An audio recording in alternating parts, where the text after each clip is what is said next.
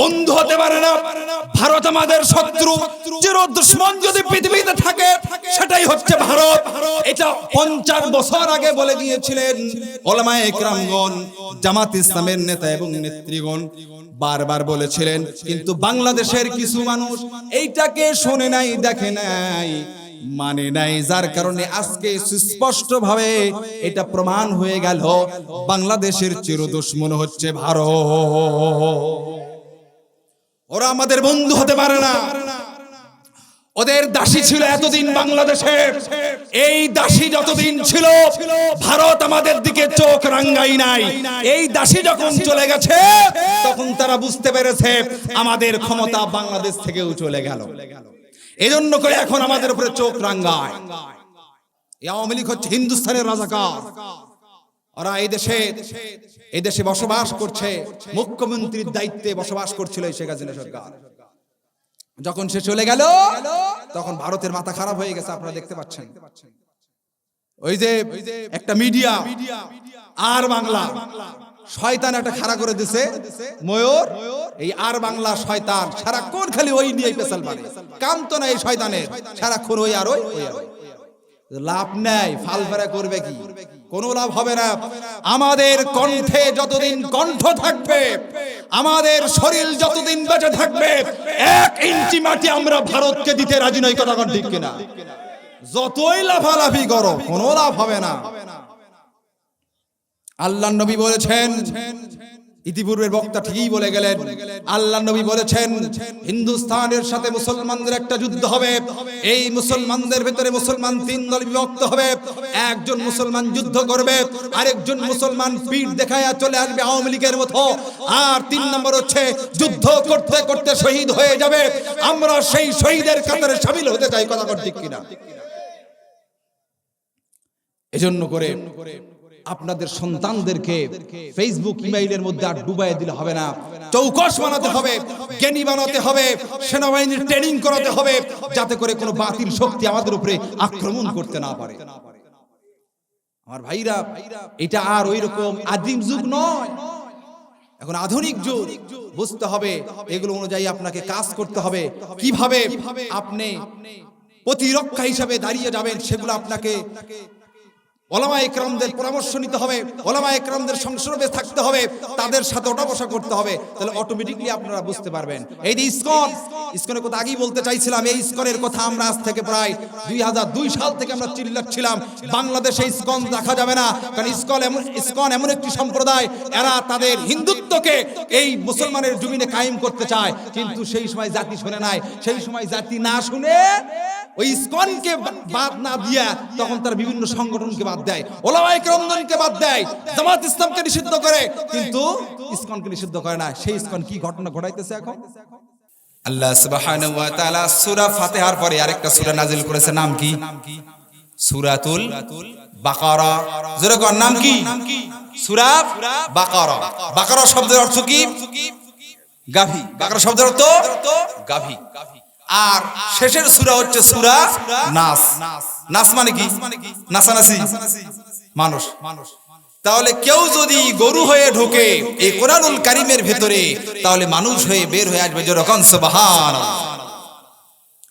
সেই সূরাতে আল্লাহ সুবহানাহু ওয়া তাআলা এই সূরা বাকারার শুরুতে আল্লাহ সুবহানাহু ওয়া তাআলা মানুষদেরকে পৃথিবীতে পাঠিয়ে 3টি সেক্টরে বিভক্ত করে এই কথাটা কোরআনুল কারীমে সূরাতুল বাকারায় বলে দিয়েছেন। আমি পৃথিবীর মানুষকে 3টা সেক্টরে বিভক্ত করে পাঠিয়ে দিলাম। 1 নম্বরে মুত্তাকি, আর 2 নম্বরে কাফের, 3 নম্বর হলো মুনাফিক। আল্লাহ বলছেন আলিফ লাম মিম, এগুলো হচ্ছে হুরুফুল মুকাত্তাআত। এগুলোর অর্থ আল্লাহ সুবহানাহু ওয়া তাআলা ভালো জানেন, এগুলো আমরা জানি না এবং পৃথিবীর কেউ বলতেও পারবে না। এমনকি নবী মুহাম্মদ রাসূলুল্লাহ সাল্লাল্লাহু আলাইহি ওয়াসাল্লামও এই বিষয়ে কোনো হা নাও বলেননি। এরপর আল্লাহ বলছেন যালিকাল কিতাবু লা রাইবা ফি, এমন একটি কিতাব যার মধ্যে কোনো সন্দেহ নাই। আমি আপনাদেরকে যে জিনিসটি বুঝাবো সেটা হচ্ছে এই, মানুষ হচ্ছে তিন ক্যাটাগরির। কয় ক্যাটাগরির বলেন তো? গতবার বলেছিলাম শয়তানের মিশন হচ্ছে দুইটি। কয়টি মনে আছে আপনাদের? দুইটি। একটা হচ্ছে পড়তে দেয় না, আর একটা শুনতে দেয় না। মনে নাই আপনাদের? পড়তে দেয় না প্লাস শুনতে দেয় না, কারণ পড়লেই সে জানতে পারবে আর শুনলেই সে আমল করবে, এই জন্য পড়তে দেয় না, শুনতে দেয় না। শয়তানের মিশনই হচ্ছে এটা। এবার আল্লাহ বলছেন এমন একটি কিতাব যার মধ্যে কোনো সন্দেহ নাই, আর এই কিতাবকে আমি নাজিল করে মানুষদেরকে তিন শ্রেণীতে ভাগ করে দিলাম। প্রথমটা হচ্ছে হুদাল লিল মুত্তাকিন, এই কিতাব হচ্ছে মুত্তাকিদেরকে পথ দেখাবে, মুত্তাকিদেরকে পথ দেখাবে। এখন পরিচয় দিচ্ছে মুত্তাকি কারা। আল্লাযীনা ইউমিনুনা বিল গায়বি ওয়া ইউকিমুনাস সালাতা ওয়া মিম্মা রাযাকনাহুম ইউনফিকুন। মুত্তাকি হচ্ছে তারা যারা গায়েবের প্রতি বিশ্বাস স্থাপন করবে। গায়েবটা কি? আল্লাহ সুবহানাহু ওয়া তাআলা গায়েব, তাকে আমরা দেখতে পাই না, তিনি কেমন কোন অবস্থায় আছেন আমরা কি কখনো দেখেছি? তিনি গায়েব। গায়েবের ভিতরে আমরা সাধারণ বিষয় একটু ফিরে আসি। এই যে আমরা কথা বলছি, আমরা কি নিঃশ্বাসকে দেখতে পাচ্ছি? এই যে কথার সাউন্ডটা বের হচ্ছে, সাউন্ড শোনা যাচ্ছে কিন্তু দেখা যাচ্ছে না, ঠিক না? তারপরে বাতাস অনুভব করছি, ঠান্ডা লাগতেছে, দেখা যাচ্ছে? দেখা যাচ্ছে না। আমার ভাইরা, এই গায়েবের প্রতি বিশ্বাস স্থাপন করতে হবে। ফেরেশতাদেরকে আমরা কখনো দেখতে পাই নাই এবং দেখতে পারবো না। কিয়ামতের দিন আল্লাহ সুবহানাহু ওয়া তাআলা আমাদেরকে দেখাবেন। এই যে গায়েবের প্রতি বিশ্বাস স্থাপন করা। দুই নম্বরে হলো নামাজ যারা কায়েম করবে। আমরা নামাজ কায়েম করি, অনেক ব্যাখ্যা। নামাজ হচ্ছে সবচেয়ে সর্বোত্তম ইবাদত আল্লাহ সুবহানাহু ওয়া তাআলার কাছে। মুয়াজ্জিন যখন হাইয়া আলাস সালাহ বলবে, মানুষের আর মুসলমান যিনি দাবি করবেন তাকে বাড়িতে বসে থাকার কোনো অধিকার আর দেয়া হয় নাই, ডাইরেক্ট তোমাকে মসজিদে যেতে হবে। আল্লাহ সুবহানাহু ওয়া তাআলা দুই নাম্বার বলে দিলেন। এবার তিন নম্বরে বলছেন যারা দান করবে, মিম্মা রাযাকনাহুম ইউনফিকুন, তাদেরকে যে রিজিকটা আমি দিয়েছি এই রিজিক থেকে তারা দান করবে, তারা হচ্ছে মুত্তাকি। প্রথমটা কি ছিল বলেন? একটা সাবজেক্টের মতো মনে করেন, ক্লাসের মতো মনে করেন। ওস্তাদ যেরকম আমাদেরকে বুঝাতেন ক্লাস, ওরকম মনে করেন। প্রথমটা হচ্ছে মুত্তাকি কারা হবে? পরিচয় এক নাম্বার কি? যারা আল্লাহর প্রতি বিশ্বাস স্থাপন করবে, ফেরেশতার প্রতি বিশ্বাস স্থাপন করবে। দুই নাম্বার হচ্ছে কি?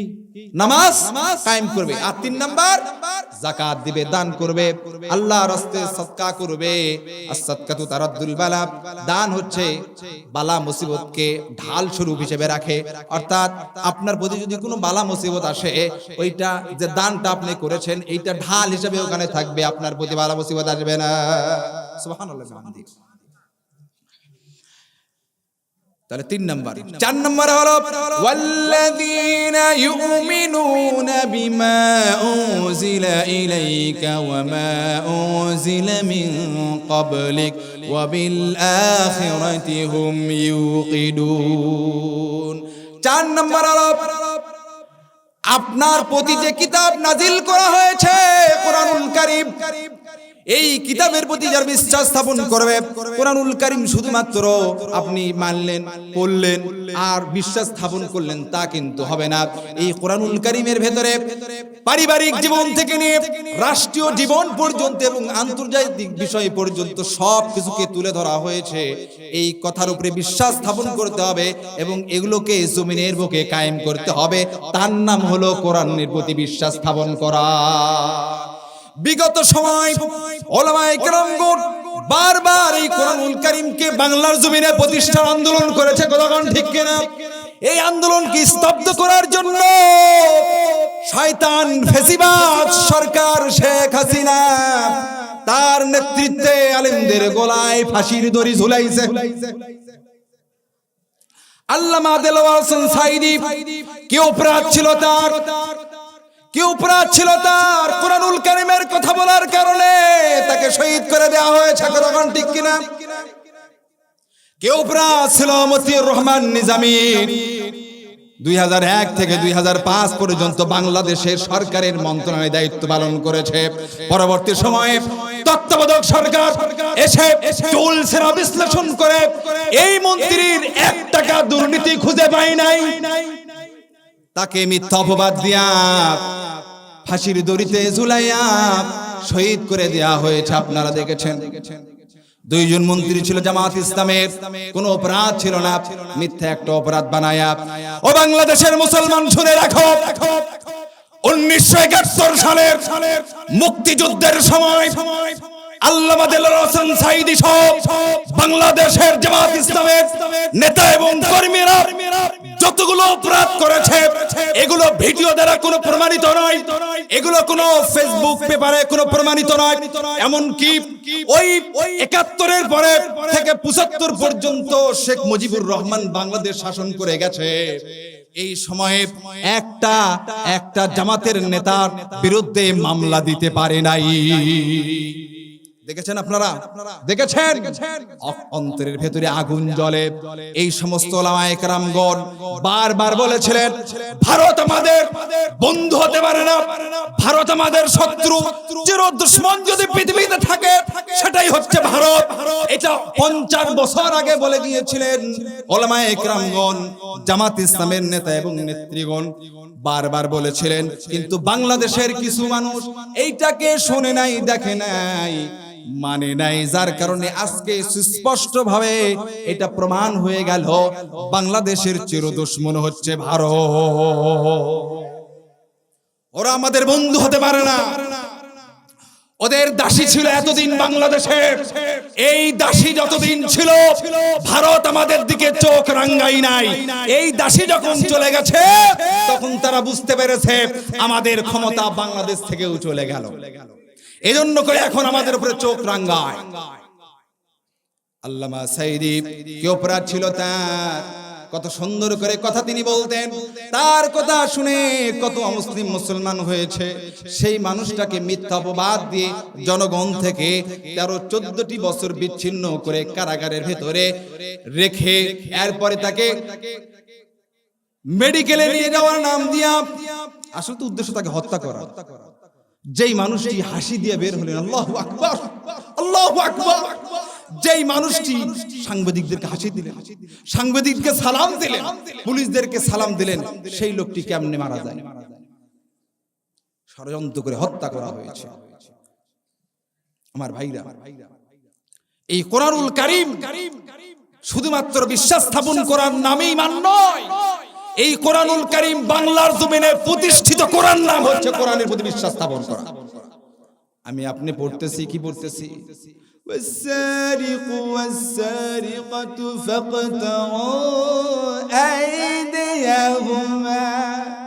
কত সুন্দর লাগলো, আল্লাহু আকবার। আপনারা বলে চিল্লা উঠলেন। একজন হয়তো চোখ দিয়ে পানি দরদর করে ঝরছে। আর অর্থটা কি? আর অর্থ হচ্ছে যারা চোর এবং সুন্নি তাদের হাত কেটে দেওয়া। শেখ হাসিনা সুন্নি, আরে ধরো। ও এই বাংলাদেশে আন্তর্জাতিক অপরাধ ট্রাইব্যুনাল গঠন করেছিল না? করেছিল কি করে নাই? করেছিল না? ওলামায়ে কেরামগণ ওই ফেসিবাদ সরকার যতদিন রাজত্ব চালিয়েছে তার ভেতরেই বলেছিল যে আন্তর্জাতিক অপরাধ ট্রাইব্যুনাল গঠন করে আল্লামা দেলোয়ার হোসেন সাঈদীর মিথ্যা রায় দিয়েছিল, এই আন্তর্জাতিক অপরাধ ট্রাইব্যুনালে তোমাদেরও বিচার হবে। শুরু হয়েছে না? শুরু হয়েছে না? এবার বাংলাদেশে নেতাদেরকে বিচারের আওতায় আনা হবে ইনশাআল্লাহ। আমরা সকলে বলি ইনশাআল্লাহ।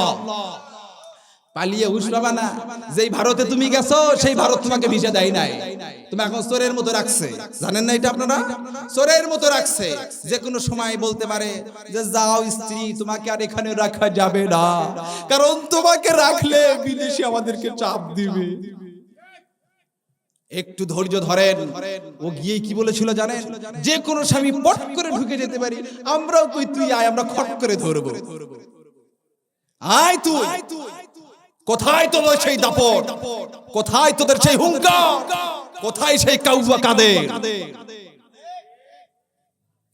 আজ আমরা কথা বলতে পারছি, বিগত সময় আমরা কথা বলতে পারি নাই। এদের অত্যাচারের যন্ত্রণায় এই কোরআনুল কারীমের মঞ্চে, তাফসীরুল কোরআন কারীমের মঞ্চে মাইকগুলো ফেলায়া দেয়, আলেমদেরকে ধমকি দেয়, আলেমদেরকে মারধর করে। আজকে তোরা কোথায়? আমরাও বলেছিলাম একদিন নয়, 1 ঘন্টার জন্য তোরা শুধু পুলিশের আসবি, পিটাইয়া ভারত পাঠিয়ে দিব। দেই নাই আমরা? কত লাঞ্ছিত, অপমানিত। কই আমার হাসিনা পালাই না, হাসিনা পালাই না, তুই এখন কোথায় আমরা একটু জানতে চাই। আমার ভাইরা, এই কোরআনুল কারীম আমরা চাই আগামীতে বাংলার জমিনে প্রতিষ্ঠিত হোক। জোরে কেন আল্লাহু আকবার। আমরা দেখতে চাই আজ থেকে 1500 বছর আগে নবী করিম মুহাম্মদ রাসূলুল্লাহ সাল্লাল্লাহু আলাইহি ওয়াসাল্লাম কেমনে কোরআন দিয়ে দেশ শাসন করেছিলেন, আর মানুষ কত শান্তিতে ছিল। নবীজি বলেছেন, ওগো খাব্বাব, ওগো খাব্বাব, একটু ধৈর্য ধরো, এমন একটি সময় আসবে এই মরুভূমির মধ্য দিয়ে মানুষ সানা থেকে ইয়ামেন পর্যন্ত মহিলারা তাদের ইজ্জত নিয়ে, সম্মান নিয়ে যাতায়াত করবে, গহনা গাটি নিয়ে যাতায়াত করবে, অর্থ সম্পদ নিয়ে যাতায়াত করবে। তার দিকে কেউ কটূক্তি এবং কটু নজরে তারা তাকাবে না। সেই কোরআনুল কারীমে রাজত্ব কায়েম হলে পারে কেমনে? মানুষ চলে, সমাজ চলে, দেশ চলে, আন্তর্জাতিক পর্যায় পর্যন্ত চলে, আমরা দেখতে চাই, ঠিক কি না? কিন্তু সমস্যা একটা, সেটা কি জানেন?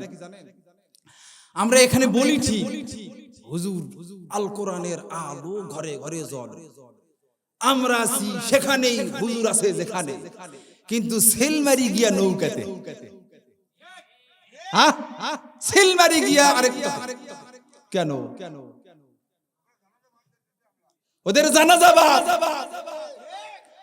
ওদের 40 বাদ, ওদের জন্য দোয়া বাদ, ওরা ফিনারি জাহান্নামী। আমার এই দেশ, এই দেশে আমার কথা বলার নাকি অধিকার নেই। তুই যদি চোর হয়ে, ডাকাত হয়ে, বদমাইশ হয়ে, জিনাকার হয়ে এই বাংলার জমিনে কথা বলতে পারিস, আমি একজন দেশের সুস্পষ্ট নাগরিক হয়ে আমি কেন কথা বলতে পারবো না? তুই যদি ব্রিটিশের রাজত্বের সেই বানানো সংবিধানের কথা বলতে পারিস, আমি কেন আল্লাহর আইনের দেওয়া সেই সংবিধান কোরআনুল কারীমের কথা বলতে পারবো না? এই মাটিতে আমার জন্ম, এই মাটিতে আমি বেঁচে আছি, এই মাটিতে আমি মরে যাব, এই মাটিতে আমার কণ্ঠ যতদিন থাকবে অতদিন পর্যন্ত কোরআনের কথা বলে যাব ইনশাআল্লাহ। তোমরা বাধা দিবা, কুলাইতে পারবা না।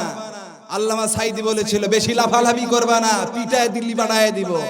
গাছের গোড়াতে একটু নাড়া দেবা, মামু গাড়ি দিল্লি গেতে পড়বা। পড়ছে না?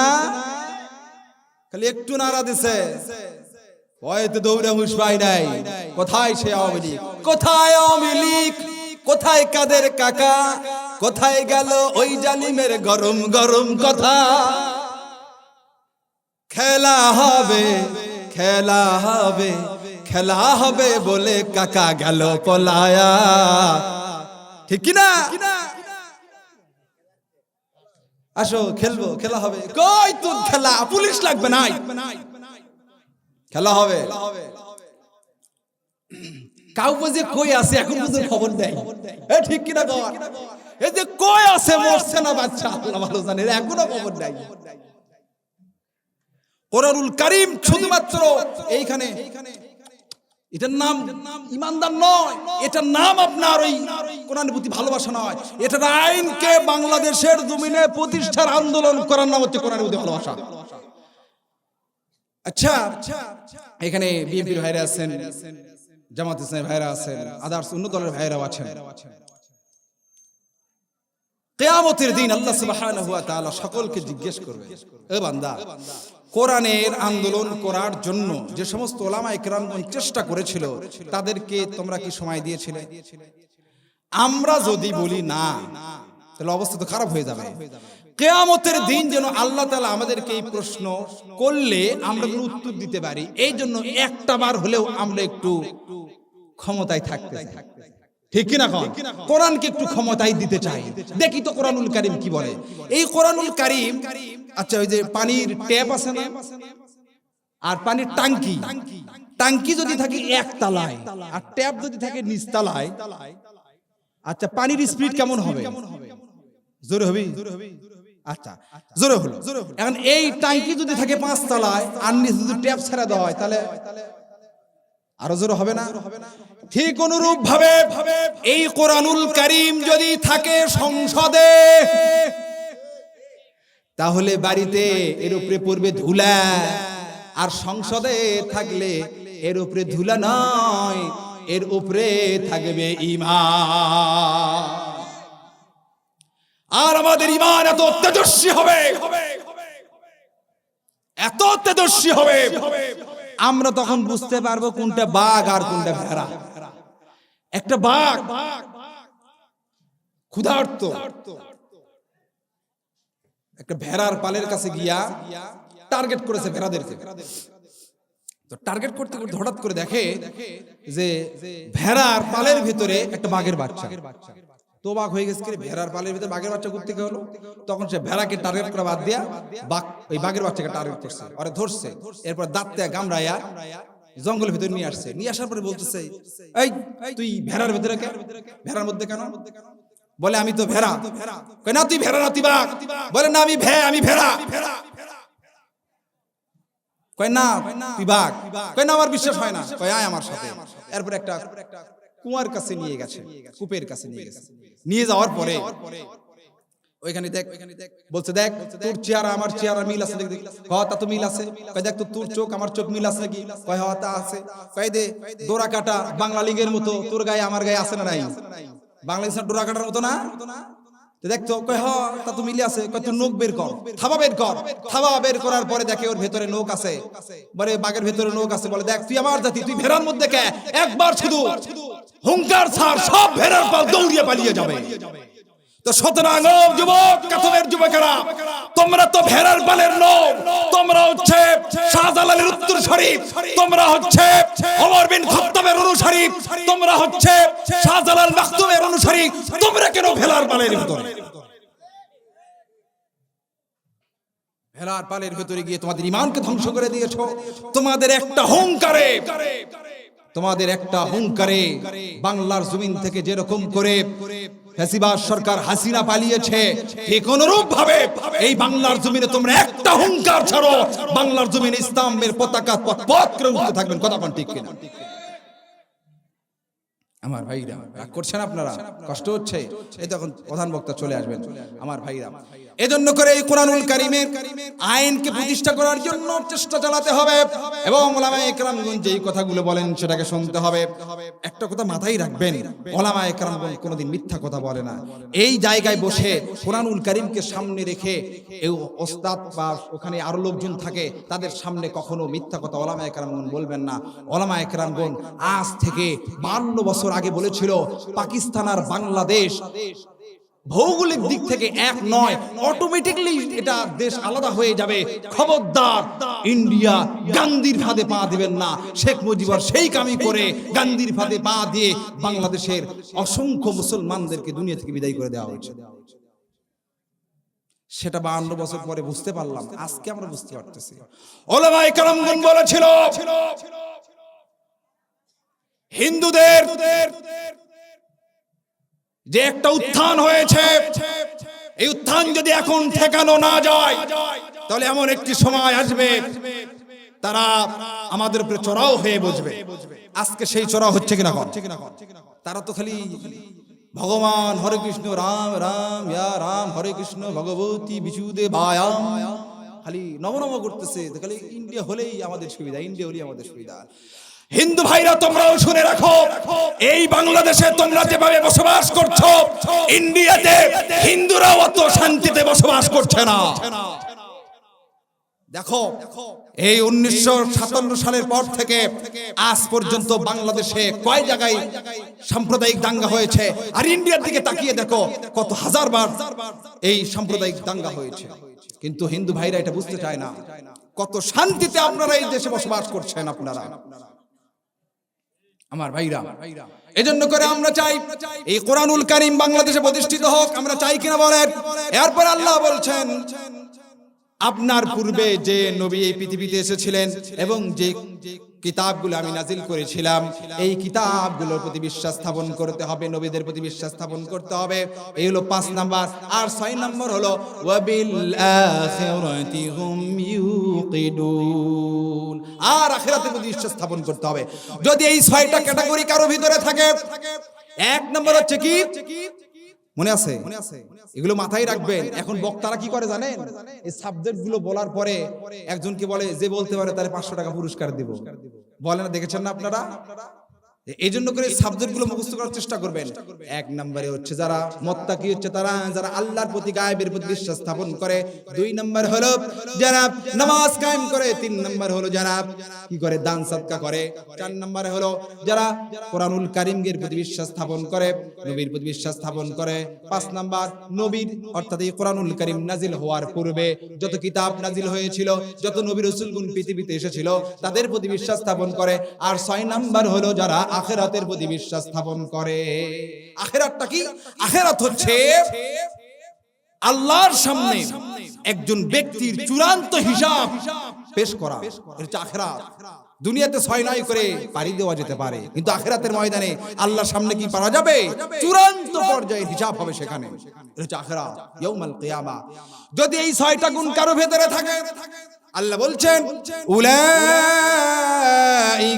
আলা হুদাম মির রাব্বিহিম ওয়া উলাইকা হুমুল মুফলিহুন।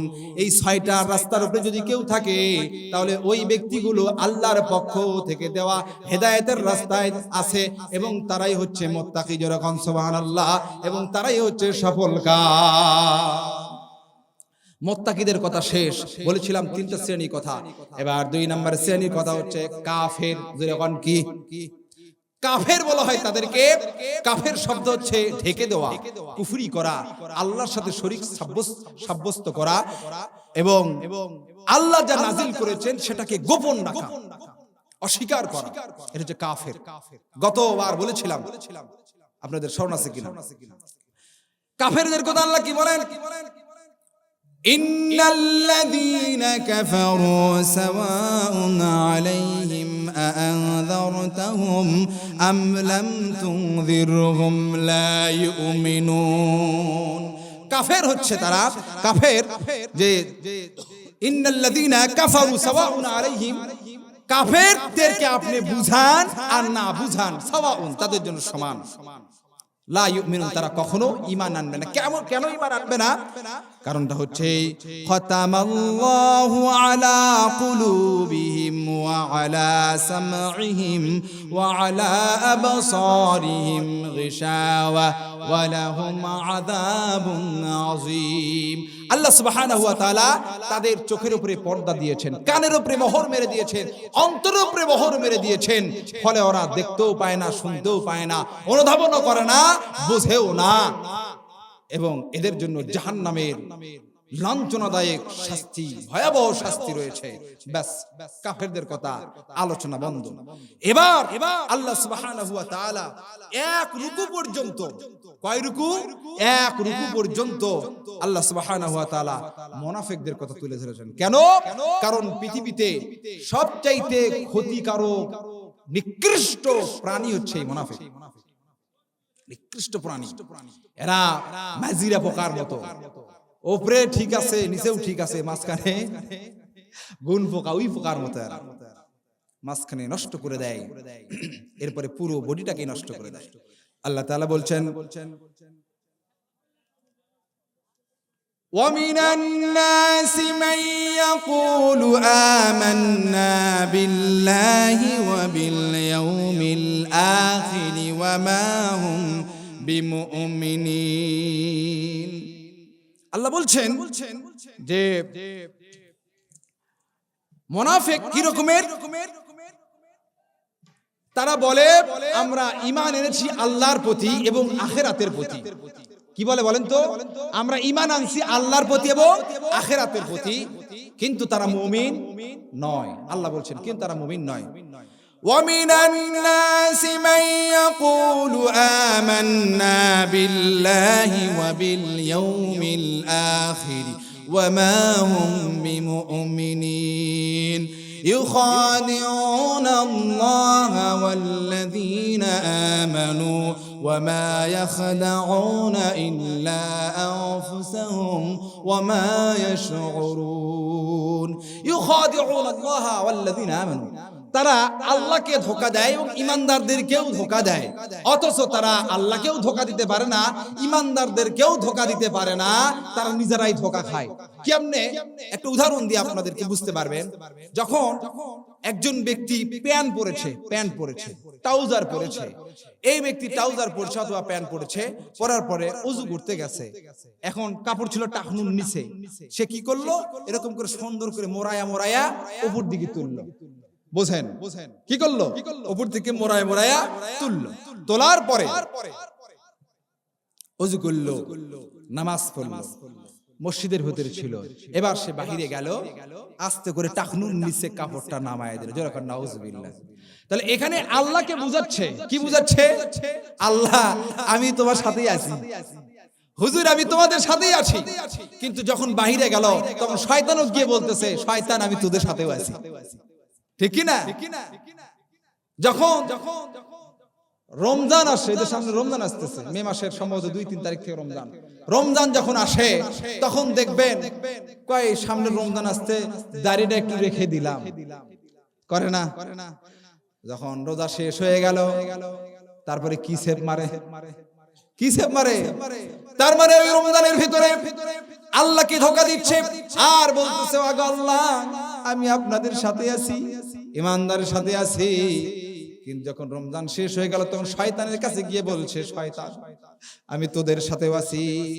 ঠিক অনুরূপ ভাবে যারা নাকি এই দুনিয়াতে সুদ, ঘুষ, রাহাজানি, হত্যা, কেলেঙ্কারি, দুর্নীতি ইত্যাদির মধ্যে জড়িত থাকে, আবার সৌদি আরব গিয়ে ওই টাকা দিয়ে হজ করে আসে, আল্লাহ কাছে কয় আল্লাহ জীবনে যা করছি সবকিছু মাফ করে দাও, জীবনে আর গুনাহ করব না। আল্লাহ কয় তুই কোন টাকা দিয়ে এটি আসছিস? ফেরেশতা আল্লাহ কয় এরপর ধরার ফিকা মার, কোন টাকায় তুই এখানে আসছিস? এরপরে ওই লোক যখন আবার বাংলাদেশে ফিরে আসলো অথবা নিজের দেশে যখন চলে গেল, তার আগেকার কালচারটা ওই রকমই থেকে গেল। এজন্য করে বলা হচ্ছে ওরা আল্লাহকে ধোঁকা দেয়, ঈমানদারদেরকেও ধোঁকা দেয়, অথচ ওরা ঈমানদারদেরকেও ধোঁকা দিতে পারে না, আল্লাহকেও ধোঁকা দিতে পারে না। ওরা নিজেরাই নিজেদেরকে ধোঁকা দেয়। ওয়ামা ইয়াশউরুন, এটা ওরা বোঝে না। ওরা যে নিজেদেরকে ধোঁকা দিচ্ছে এটা ওরা বোঝেও না। এরপর আল্লাহ বলছেন ফি কুলুবিহিম মারাদুন ফাযাদাহুমুল্লাহু মারাদা ওয়া লাহুম আযাবুন আলীমুম বিমা কানু ইয়াকযিবুন। তাদের রোগটাকে আরো বাড়ায় দেয়, তাদের অন্তরে যেহেতু রোগ, এটা কিন্তু একটা রোগ, এটা একটা রোগ। কারণ একই মানুষের দ্বৈত চরিত্র, দুই চরিত্র, এটা রোগ। তার একটা ভালো সাথেও থাকে, খারাপের সাথেও থাকে, ভালো সাথে থাকে, খারাপের সাথেও থাকে। দেখবেন যখন ওয়াজ শুনতেছে চোখ দিয়ে পানি বের করে দেয়, আবার যখন ওই বেচারা যখন গান শোনার জন্য হেডফোন কানের মধ্যে দিচ্ছে তখন কিনা ঝুঁকতেছে এরকম করে, তারপর দুটাই ভালো লাগতেছে। আমার ভাইরা একটা কথা মনে রাখবেন, যদি 2 কেজি গরুর দুধের ভিতরে যদি কেউ যদি 250 গ্রাম, 100 গ্রাম অথবা যদি 1 কাপের মতো যদি কেউ ওই গরুরই চানা দেয়,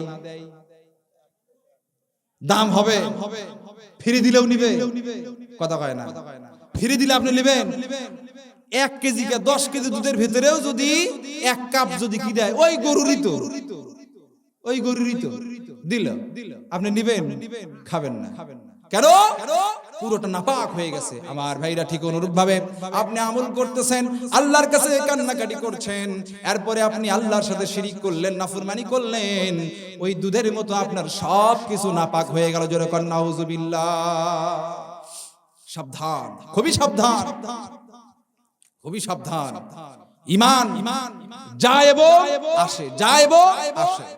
একজন ব্যক্তি সকালবেলা বের হয়ে মুসলমান হয়ে আবার বাড়িতে ফিরবে কাফের হয়ে, আবার একজন ব্যক্তি কাফের হয়ে ফিরবে বাড়িতে ফিরবে মুসলমান হয়ে।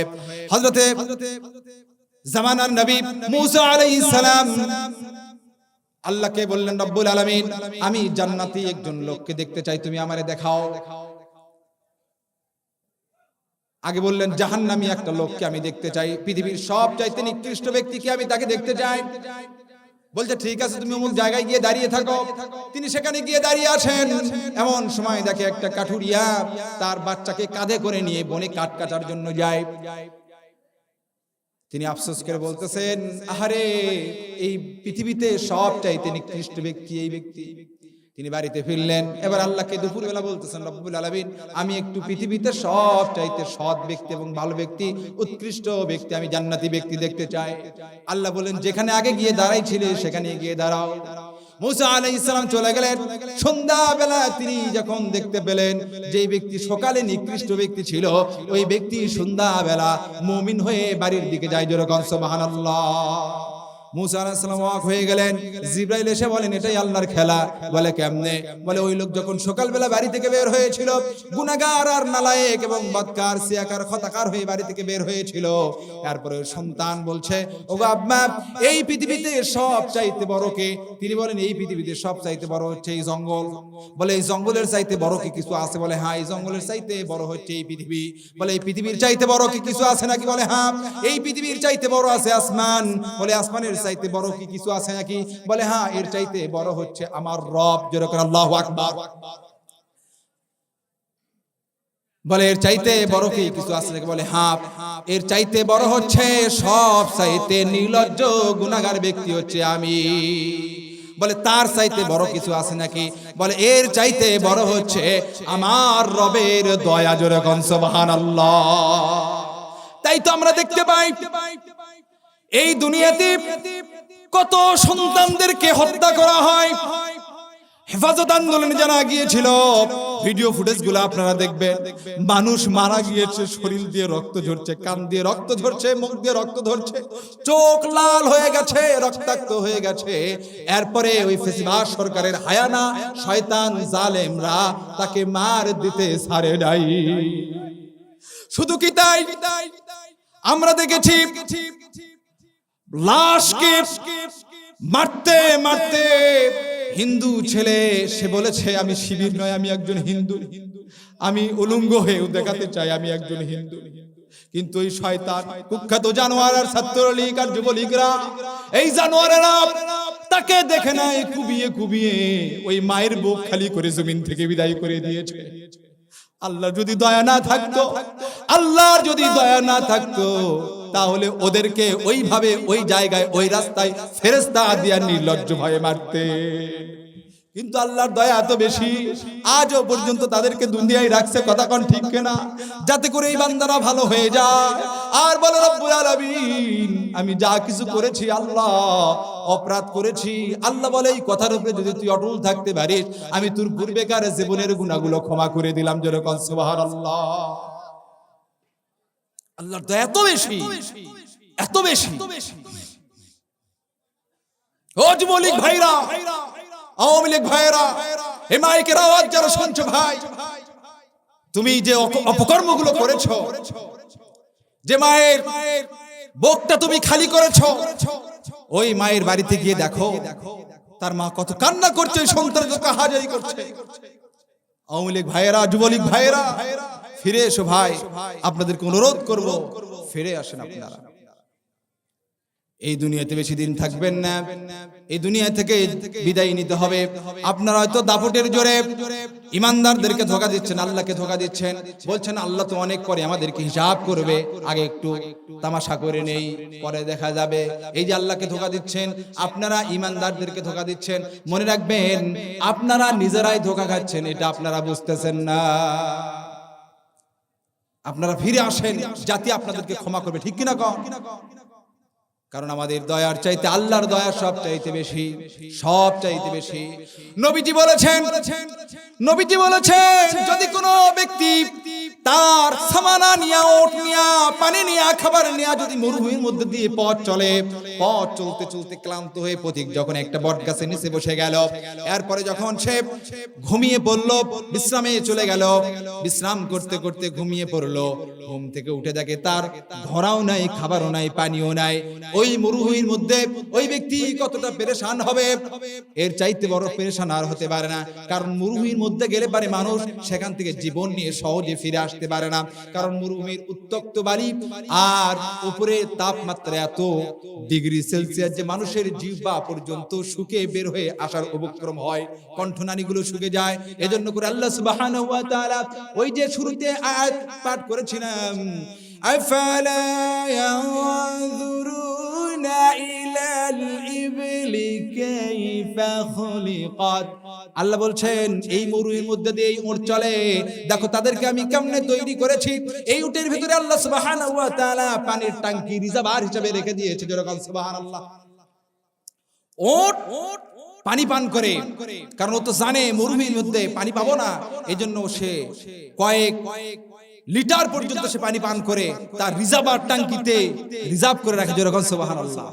এরপরে যখন মরুভূমির মধ্যে আসে, সে যখন চলাচল করতে থাকে, ওই যে রিজার্ভ ট্যাঙ্কিতে পানি রাখছে, ওই রিজার্ভার থেকে সে অটোমেটিকলি আল্লাহর দেওয়া সিস্টেম অনুযায়ী পানিগুলো পান করতে থাকে, যেরকম সুবহানাল্লাহ। কিন্তু মানুষের কি আর সেই রিজার্ভার আছে? আছে নাই। এই জন্য করে আল্লাহ সুবহানাহু ওয়া তাআলা মরুভূমিকে এত উত্তপ্ত করেছে। ওই মরুভূমির ভিতরে যদি কোনো মানুষ যায় তাহলে অবস্থা তার খারাপ হয়ে যায়। এমন অবস্থায় ওই লোকটার অবস্থা কেমন হবে? কারণ তার সবকিছু হারিয়ে গেছে। সে এখন চিন্তা করতে করতে ঘুমিয়ে পড়েছে। ঘুম থেকে উঠে দেখে তার যে খাবার, যে ঘোড়া বা যে ওট এবং যে পানি ছিল সেগুলো ফিরে এসেছে এবং সেই জায়গায় এসে উপস্থিত হয়েছে। বলেন তো এই লোকটা খুশি হবে না বেজার হবে? খুশি হবে না? আল্লাহ বলে, ওগো নবীজি, ওগো বান্দা, ওই ব্যক্তি তো কি খুশি হলো, তার চাইতে কোটি কোটি গুণ বেশি খুশি হয়ে যায় আমি আল্লাহ। যখন কোন বান্দা গুনাহ করতে করতে একবার ফিরে এসে আমাকে বলে, রব্বুল আলামিন, আমি যে গুনাহ করেছি দয়া করে তুমি আমাকে ক্ষমা করে দাও, আর আমি কোনো গুনাহ করব না। এই কথার উপরে যদি কেউ অটল থাকতে পারে, আল্লাহ বলছেন, বান্দারে আমি তোমার জীবনের গুনাহগুলো ক্ষমা করে দিয়ে আমি তোমাকে জান্নাতুল ফেরদাউস দিয়ে দেব, যেরকম সুবহানাল্লাহ। তাহলে মুনাফিকের চরিত্র সবচেয়ে খারাপ। এবার দেখেন আরো কি বলছে, আরো বলছেন, ওয়া ইযা কিলা লাহুম লা তুফসিদু ফিল আরদি ক্বালু ইন্নামা নাহনু মুসলিহুন। আমি হিসাব করে দেখেছি এই আয়াতটা আওয়ামী লীগ দিয়ে উদাহরণ দিলে ভালো হয়। কেন জানেন? বিগত সময় কান লাগান, বিগত সময় 15টি বছর নিজেরাই গণতন্ত্রকে ধ্বংস করে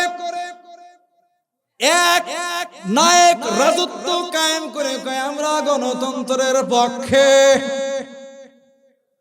বাট পান না? তুমি গণতন্ত্রের পক্ষে, আসো একটা সুষ্ঠু নির্বাচন দাও দেখি। দিনের ভোট রাতে হয়ে গেছে, দিনের বিয়ে রাতে কাম সারছে। আমার ভাইরা, এই যেখানে বলা হচ্ছে ওরা কি করলো দেখেন, যে সমস্ত ওলামায়ে কেরামগণ দ্বীনের কথা বলে, হকের কথা বলে, সত্যর কথা বলে, তাদেরকে জেলখানায় বন্দী করে কয় এরা উশৃঙ্খল করতেছে, এদেরকে আমরা ঠান্ডা করতেছি। আর ওরা যে হলমার্ক কেলেঙ্কারি, হাজার হাজার কোটি টাকার লুটপাট, নারীদের দেহভোগ, মানুষদেরকে হত্যা করা, এগুলো নাকি ঠিক, আর কোরআনের কথা নাকি ব্যাঠিক। এজন্য করে আলেমদেরকে জেলখানায় বন্দী করে ওরা ইচ্ছা মতো স্বৈরা শাসকের মতো দেশ চালিয়েছে, স্বৈরা শাসকই পরিণত হয়েছে। তারপরেও কয় আমরা গণতন্ত্রের পক্ষে। তুমি যদি গণতন্ত্রের পক্ষে হবে তাহলে খালেদা জিয়াকে কেন বন্দী করলে? তুমি যদি গণতন্ত্রের পক্ষে হবে তাহলে দিনের ভোট রাতে কেন করলে? তুমি যদি গণতন্ত্রের পক্ষে হবে তাহলে ওলামায়ে কেরামদের কেন ফাঁসির দড়িতে ঝুলালে? তোমার বাবা তো সেই সময় স্বাধীনতার পরেই স্বাধীনতার পরে স্বাধীন দেশে ক্ষমতা পেয়েছিল, তাদের বিচার করলো না, এত বছর পরে তোমার বিচার করার দরকার কি? তার মানে হলো ভারত বুঝতে পেরেছে আমাদের দাসীকে যদি ওই জায়গায় ঠিক মতো রাখতে পারি তাহলে সর্বপ্রথম আলেম ওলামাদেরকে হটাতে হবে, আলেম ওলামাদের কণ্ঠকে চেপে ধরতে হবে। এই জন্য করে আলেম ওলামাদেরকে হত্যা করে দাসীকে শক্ত করে মজবুত করে বাংলার জমিনে মুখ্যমন্ত্রী বানাতে চেয়েছিল, কিন্তু আমার আল্লাহ সহ্য করে নাই, আমার আল্লাহ সহ্য করে নাই। যেই রাজাকার দিয়ে সে শুরু করেছিল, আল্লাহ তাআলা সেই রাজাকার শব্দ দিয়ে তারে বিদায় করছে। দিনে রাতে 24 ঘন্টা রাজাকার রাজাকার, শিবির শিবির, রাজাকার রাজাকার, কলা পাকছে কে রাজাকার করছে, ওইখানে হসে কে রাজাকার করছে, বাড়িতে আগুন লাগছে কে রাজাকার করছে। ওর বক্তৃতার কথাই ছিল রাজাকার।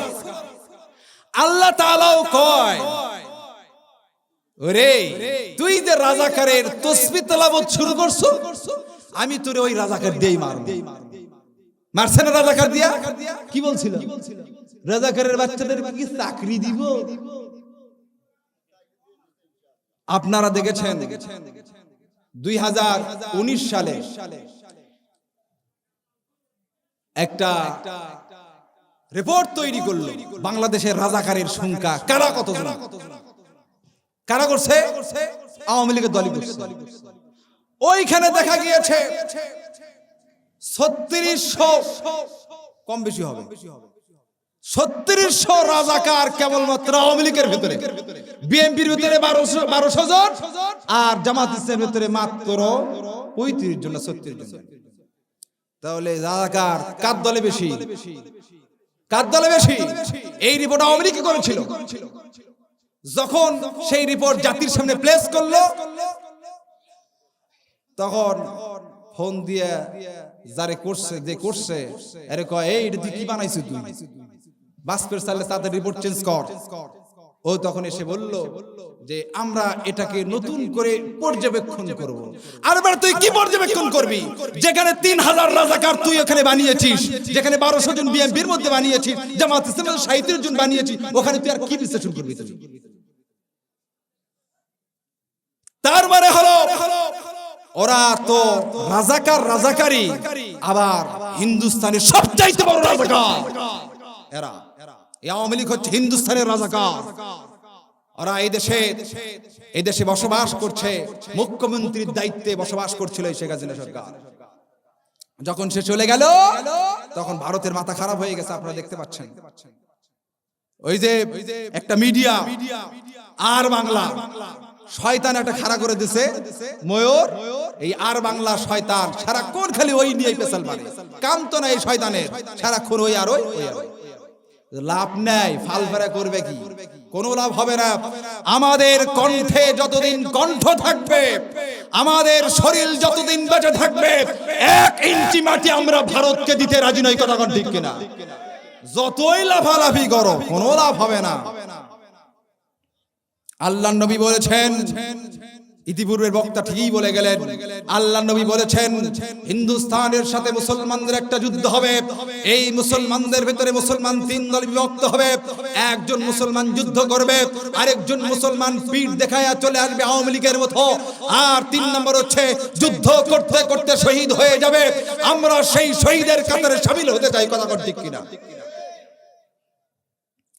এজন্য করে আপনাদের সন্তানদেরকে ফেসবুক ইমেইলের মধ্যে আর ডুবাইয়ে দিলে হবে না, চৌকস বানাতে হবে, জ্ঞানী বানাতে হবে, সেনাবাহিনীর ট্রেনিং করাতে হবে, যাতে করে কোনো বাতিল শক্তি আমাদের উপরে আক্রমণ করতে না পারে।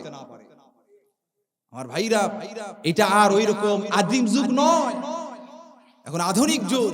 বুঝতে হবে এগুলো অনুযায়ী আপনাকে কাজ করতে হবে। কিভাবে আপনি প্রতিরক্ষা হিসাবে দাঁড়িয়ে যাবেন সেগুলো আপনাকে ওলামা ইকরামদের পরামর্শ নিতে হবে, ওলামা ইকরামদের সংসর্গে থাকতে হবে, তাদের সাথে ওঠা বসা করতে হবে, তাহলে অটোমেটিকলি আপনারা বুঝতে পারবেন। এই যে ইসকনের কথা আগেই বলতে চাইছিলাম, এই ইসকনের কথা আমরা আজ থেকে প্রায় 2002 সাল থেকে আমরা চিল্লাচ্ছিলাম বাংলাদেশে ইসকন রাখা যাবে না, কারণ ইসকন এমন একটি সম্প্রদায়, এরা তাদের হিন্দুত্বকে এই মুসলমানের জমিনে কায়েম করতে চায়। কিন্তু সেই সময় জাতি শুনে নাই, সেই সময় জাতি না শুনে ওই ইসকনকে বাদ না দিয়া তখন তার বিভিন্ন সংগঠনকে বাদ দেয়, ওলামা ইকরামকে বাদ দেয়, জামাত ইসলামকে নিষিদ্ধ করে, কিন্তু ইসকনকে নিষিদ্ধ করে না। সেই ইসকন কি ঘটনা ঘটাইতেছে এখন? এজন্য করে আমরা অনুরোধ জানাবো, ইসকনকে দ্রুত তাদের বিচার করতে হবে এবং তাদের আস্তানাকে চুরমার করে দিতে হবে। আমার ভাইরা, এজন্য বলছিলাম, ওরা কি করে, ওদেরকে যখন বলা হয় তোমরা জমিনের বুকে ফিতনা ফাসাদ করো না, ওরা তখন ঠিকই ফিতনা ফাসাদ করে আর বলে আমরাই আছি সংশোধনকারী হিসাবে। মুনাফিকদেরকে চিনতে হবে, হুঁশিয়ার হতে হবে, সাবধান হতে হবে। তাহলে কি বলছিলাম, যে মুনাফিকরা তারা নিজেরাই জমিনের বুকে ফিতনা ফাসাদ তৈরি করে, অথচ তারা বলে আমরা আছি সংশোধনকারী হিসাবে। সুতরাং আমরা সংশোধন করব। আল্লাহ সুবহানাহু ওয়া তাআলা যেন আমাদের সকলকে কোরআনুল কারীমের নিয়ম অনুপাতে, আইন অনুপাতে জীবনকে বাস্তবায়ন করার তৌফিক দান সকল বলি আল্লাহুম্মা আমিন।